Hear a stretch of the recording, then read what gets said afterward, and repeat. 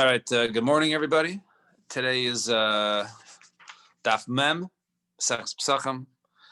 I know it's a little late, so maybe I'll go in 1.25 speed live. I'll do 1.25 speed live. So All right. Anyway, so we left off at the bottom. I believe we actually got to the bottom line regarding basically chametz, how things become chametz. When things begin to go ahead and the hichmitz, when it starts to rise. So he said, Amar Rav Yosef.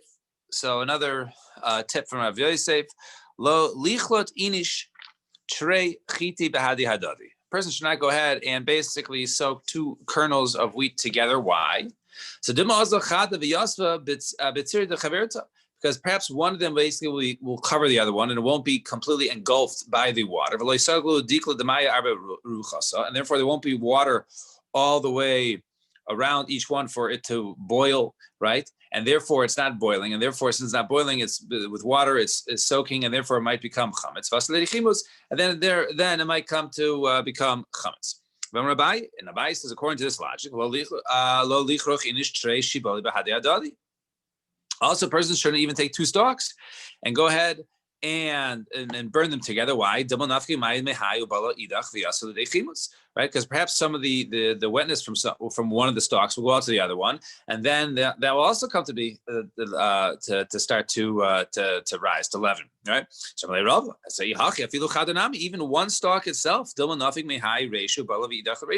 perhaps one end, the juice or the moisture will come out from one, the water, whatever comes out, and then we'll go to the other one, and that will start to leaven. So meiperos, no, that's not a problem. The same stalk, because that's considered to be meiperos. That's not a pre, right? That's called the water from itself. Meiperos ain't a machmitz, and therefore the water from itself does not cause it to go ahead and become chametz.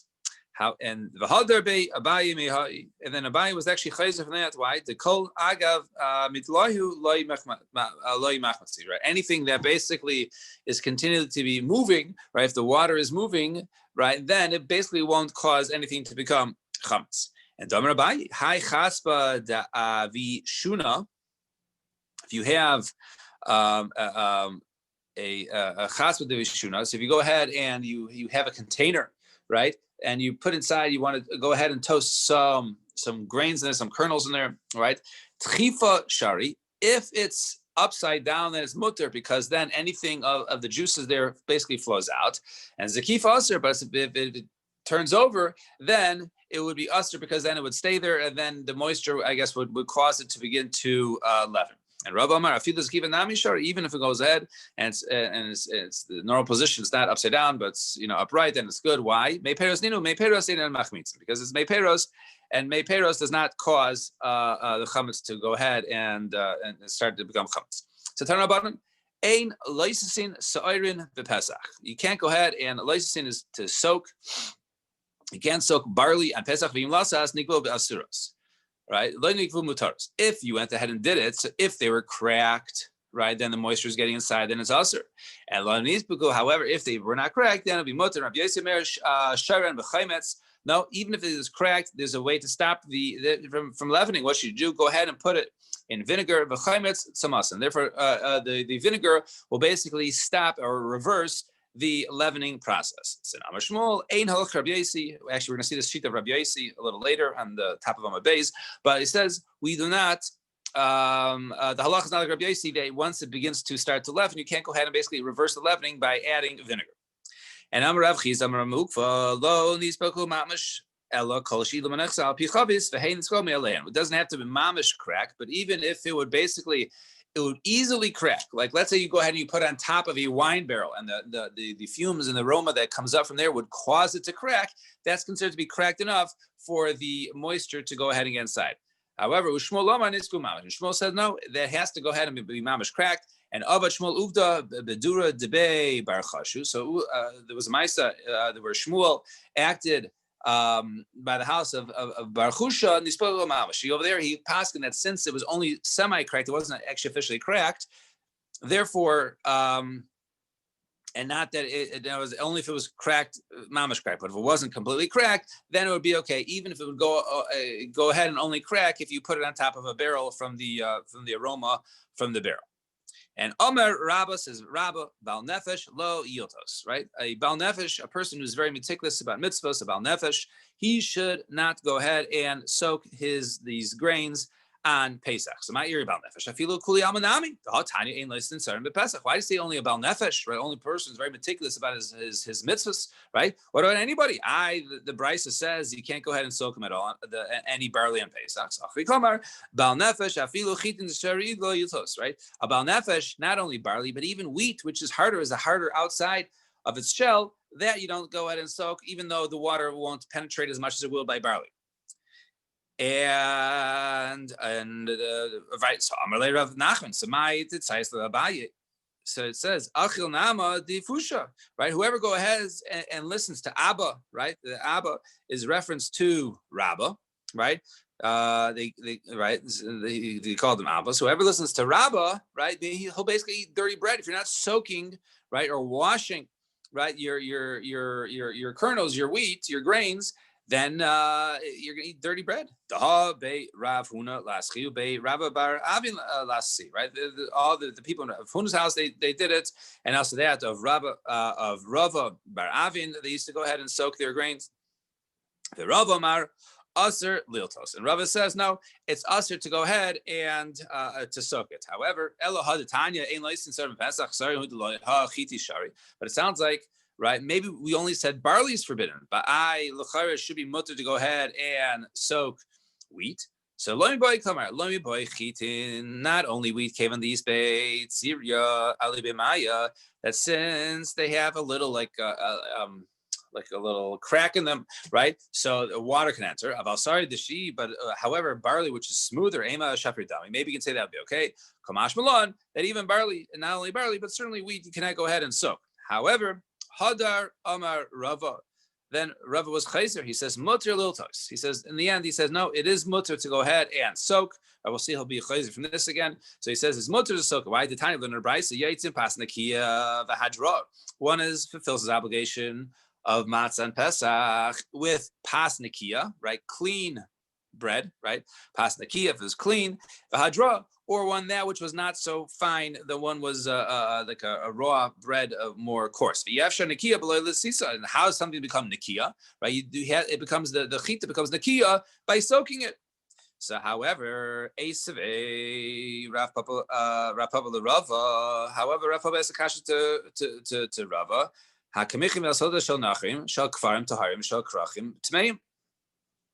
The flour, right, the kemach and the soles, right, it calls it soles, which is fine flour, right? So the kemach and the soles of nachrim of the villages are tahor. However, the shel krachin tameim, but those of the city, right, are tamei. Now, the kfarim, my time, the kfarim, why is it? Right? Why are they not tameya or hukshel tuma? So labishim delalisis because they're not soaked. They're not soaked. Therefore, not susceptible to tuma. But nevertheless, it calls it solas. It calls it fine flour. Right? So you see, something can be, fine white flour, right, without being soaked. So takima akimcha. No, that which was referring to that which was solas. Was only going on the kemach, right? This is the kemach, not the solas, right? So therefore, that wasn't solas. And Basar the Nafik, however, after he went out and Omar, my time why didn't you use this source that he was chayset? Omar Rabbi Zer, Omar Rabbi Yirmi, Omar Shmuel, chitin shomanachos, ein leiskim asam v'kokar solas. The wheat of menachos offerings, right? Those karbanos, ein leisin, right? You can't go ahead and soak them, and nevertheless, it's called solas. So you see, something which is not soaked is called solas, right? So soaking is not necessarily, right, a way to go ahead and prep the flour for good, clean bread, right, or good, clean matzah. However, Hadam Rava says no. Mitzvah's liltos. No, it's a mitzvah to go ahead and soak it. It says over here you should do shmira, you should guard the matzahs. And Eloi boy Elo de boy Lasisa Shimalamai. And if it wasn't soaking, what other type of guarding are you doing? Ishimar Delisha, if you're talking about guarding it, right, from when you go ahead and do when you need it, right? But just by guarding it from the time of when you need it is not really considered to be guarding. Why? The Amar Rav Huna, when it comes to the doughs of Nachrim, of Goyim, Adam Malik Krisa, a person can go ahead and eat them, right? However, you can't really yaitse your chiyuv on Pesach. It's kosher to Pesach, but you can't be yaitse your chiyuv, right? We'll soon see because there was no shmira. But as long as you go ahead and have a kazayis of shmura matzah after the dough of the nachrim, says the achrona im b'reishana lo. So it says the bedafa afterwards you have to have another kazayis, but not in the beginning. You can't use that. So my time, what's the reason? Because the dough, the betsekos of the nachrim, right? There was no shimur. Right? So okay, so I know. Go ahead and do shmira once it was baked. Then you can go ahead and do shmira. Elalav, rather what you see over here, right? Shmamina must be shima demikara beinon. It has to be a shmira from before this process. The shmira has to come from earlier, right? And therefore, the shmira should come from earlier, from before that is dough. So Gar says, we might. Doma shani hasim the denachis the shimur la avile shimur. Maybe over there, the shimur at the time of the kneading would be okay.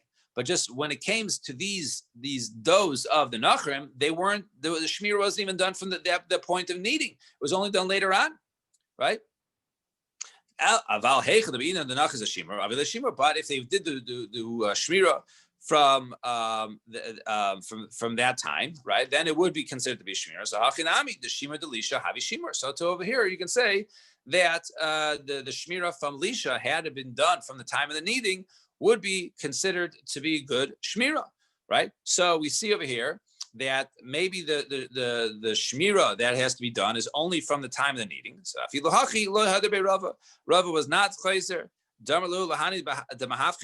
He said to those people who used to go ahead and deal with the raw bundles after the harvest. So they would say to them, right? When you go ahead, right, it's not just the shmira from the time of the kneading already when it's made into flour, then it's mixed with water, and then you start to go ahead and knead it, right? It's even from before when you're flipping around, I guess at the time of the harvest, do it l'shem mitzvah, right? That should be l'shem mitzvah. That's when the shmira starts. Alma. So we see over here that Rava held, right, that shmira has to go back, has to start from the beginning, and therefore, so everything that has to be done for the shmira, and it wasn't necessarily about the soaking, but rather it was telling you that the shmira had to be done from the beginning. And Mar, speaking of a case of shmir from the beginning, so Mar bereid Ravina, so Mar, the son of Ravina, what he used to do, he used to go ahead and menakta le ime ba'arbi, right? She used to go ahead and put away wheat for him, right, from the harvest for the purpose of Pesach. For the purpose of Pesach, he used to do it, right? You see a lot of times, you see pictures in the Ated, right? You see the Hasidim go out in the fields, right? And you see, but when this starts growing, so they're already, staking out, which, what wheat they're going to go ahead and use for the mitzvah of matzah. Fine.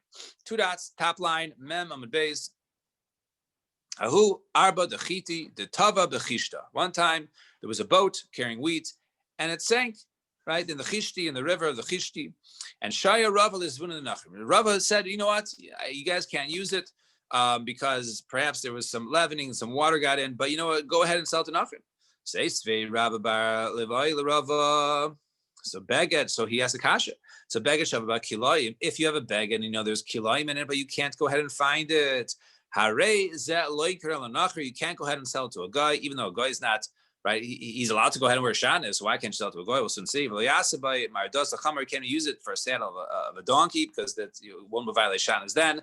But you can go ahead and use it for tachrich lemeis, right? Once something is given for mace, people don't go ahead and use it afterwards, and there's no chiyuv on the mace not to have shanis. So therefore, you go ahead and use this beged. You can use it for tachrik, you use it for shrouds, for levaya, right, or whatever for the tzarech hameis. But the one rule was, don't go ahead and sell to nachri. Why is that? So the nachri my time alone. La mishum dahadar mizavin Yisrael is not because what's going to go ahead. He's going to go ahead and sell to a Jew, right? Because you can't see it on, you can't identify it. He's sell to a Jew, and a Jew will wear it. He doesn't know the shana is there. So why don't you say the same thing over here? Why do you say go ahead and sell this wheat, right? That might have become chametz, sell it to a guy, right? They're going to turn around and put it in the market and sell it to Jews. So Hadam Arava, Hara says no. Lezvine kaba Yisrael ki hechid kali kamei pischa. You can go ahead. You can sell a small amount. You can sell a small amount, and therefore, when you sell small amount, people don't store it, and they're not going to save it for Pesach, and therefore, it will be okay to go ahead in small amounts, even to a Jew, because then it will not be saved in order to eat at the time of Pesach. Fine. Tan Rabbanan. So, ein maylin es kadera b'Pesach. You can't go ahead and maylin, right? You want to go ahead and thicken your dish. You can't go ahead and add flour to it on Pesach because the flour might not become fully cooked in time. It won't heat up, and therefore it will begin to leaven. One who goes ahead and wants to put in flour, nice and it's a kemach, go ahead. Here's what you do. Here's your eitzah. Go ahead and put in flour. Then afterwards, go ahead and put in vinegar because that will cause it to go ahead and cook quickly. And some say some say no. You can even go ahead and put in the vinegar first, and afterwards go ahead and put in the flour. So who is this opinion of the Yeshayim that says you can go ahead and put in the chametz, and afterwards go add the flour? So Rav Chizda, Rabbi Yehuda. This is the opinion of Rabbi Yehuda.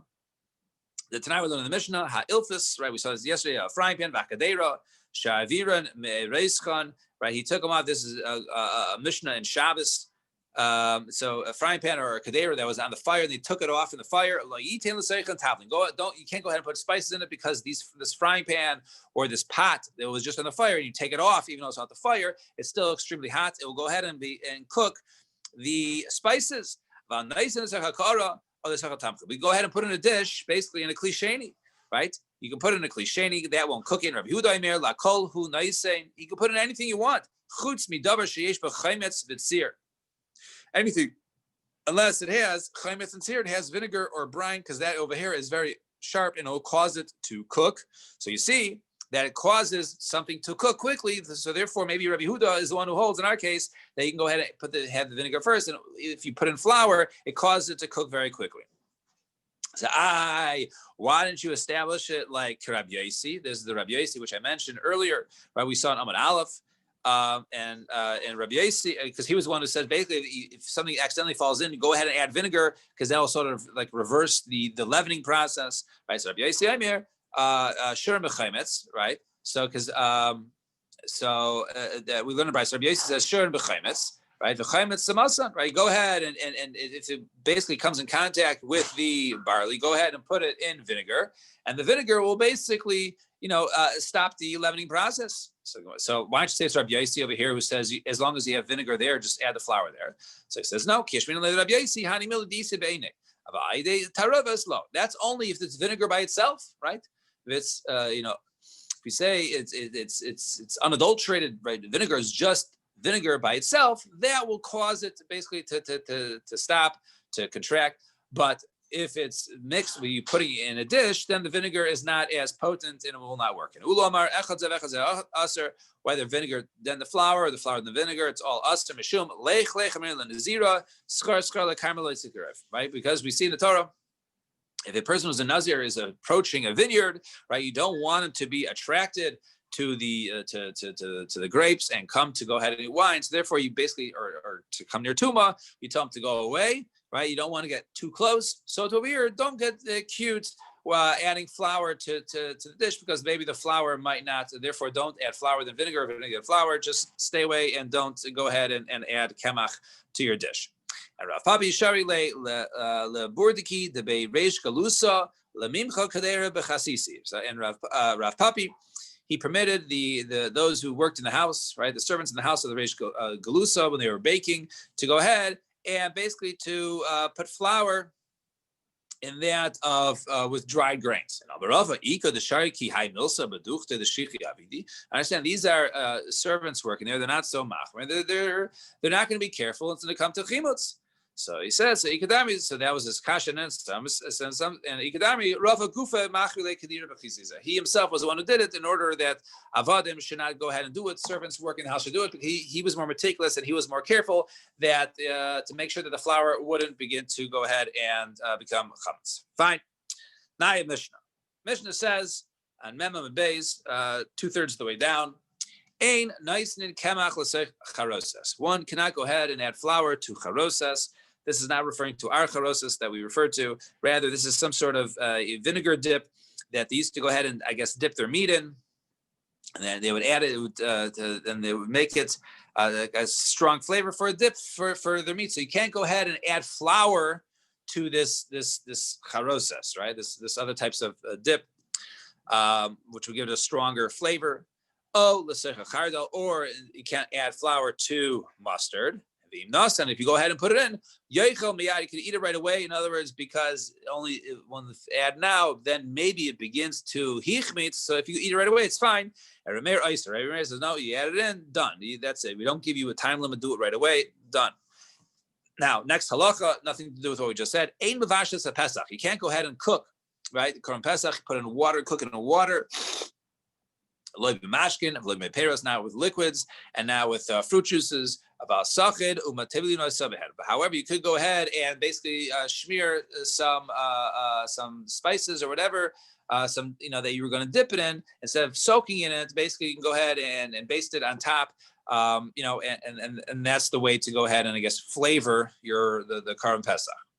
And may tashmisha shel nachtum, and then I guess the water that was used by the bakers. Yishpechu, that go ahead and pour out because I guess they use it with the flour in their hands and back and forth and wash their hands with the water.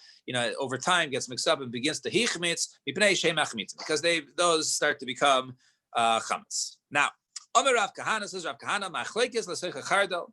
That which the machlekes we said in the Mishnah, right? If you look at the Mishnah, it says ein nicely kemach l'seicha charoses. You can't put any flour in charoses or inside of mustard.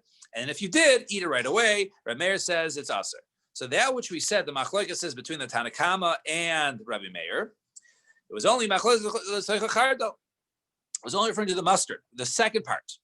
Aval says, but the first part, if the charos says, everyone says you have to go ahead and burn it right away because that is chametz. So Tanakama learn ain't nice and kemach l'seicha charoses. So you can't go ahead and put any flour in the charoses. If you don't go ahead and put it, yisaref miyad, then you have to go ahead and burn it right away. And then the second case, if you go ahead and you added flour to the mustard, Rameir says you go ahead and burn it. Say no, you can eat it right away as long as you don't let it sit around. Fine. So we'll stop here. So tomorrow, Mitzvah Shem, davening I think is at 7:45. Is that what we said? Yeah, 7. So 7 o'clock tomorrow morning. Everyone can sleep late. We don't have to be up at 6:25. 7 o'clock tomorrow. And I will take this time now to make the joke and say, see you guys next year, right? So, yeah, ate it up myself. All right, guys, I'll see you later. Be well. Have a good day. And bye,